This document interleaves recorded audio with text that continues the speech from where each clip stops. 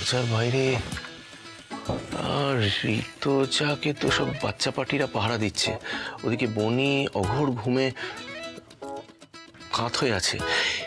তাহলে আমাদের দরজার বাইরে কে থাকতে পারে বলুন তো? আপনি নর্মালি কথা বলতে থাকুন, থামবেন না। ওদিকে কি আছে আমি ব্যবস্থা করছি তার।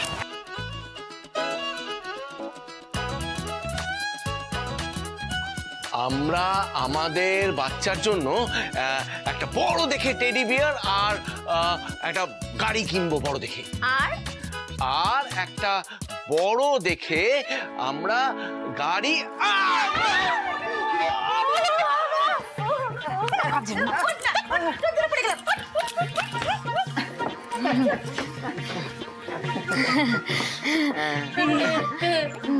হ্যালো বৌদি ভাই।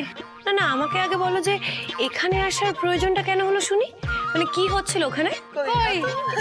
কিছুই না। আচ্ছা কিছু না তো তাহলে আড়ি পাচ্ছিলিস কেন তোরা? আরে জি জি জি, না না, আমরা তো আড়ি পাতিনি, আমরা ওই মানে আমরা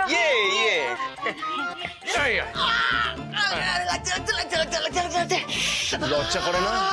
মামুর ঘরে আড়ি পাচ্ছিস? রিকো, আমার আসার কোনো ইচ্ছাই ছিল না। আমাকে চাঁদি বিবি জোর করে এনেছে, চাঁদি বিবি জোর করে এনেছে। আমাকে অদিতি দি। এই কি মিথ্যুক রে? না না না দাদা, না না ডালি, না না। শোন শোন শোন, তোর এই হ্যাঁ দাদা না দাদা সব আমি বুঝে গেছি, বার করছি তোদের সব কটার কান মুলে একদম শেষ করবো। কান মুলে দেবো কিন্তু।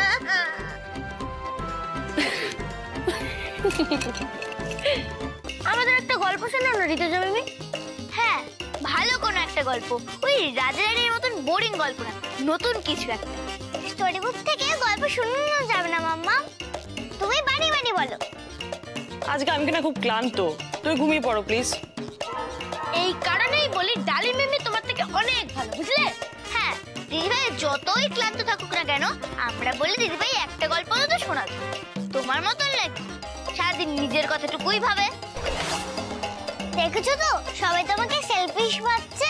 গল্প শোনাও না মাম্মা। কেন এরকম করছো? একটা গল্প শোনাও, প্রমাণ করে দাও তুমি ফ্রেন্ডের চেয়েও ভালো। এখনো এ বাড়ির লোকেদের মুখে শুধু ডালিরই নাম, আর এই ডালির নাম গান আমি সহ্য করবো না। এই বাড়িতে ওর জায়গাটা তো নিয়েই নিয়েছি, এবার ওর শেষ চিহ্নটা সবার মন থেকে আমি মুছে ফেলবো। কি হলো মাম্মা, কি ভাবছো তুমি? গল্প শোনাবে না? ইস্যু তোমার পাপায়ের আজকে শরীরটা খারাপ, আর আমারও মন মেজাজ একদম ভালো নেই।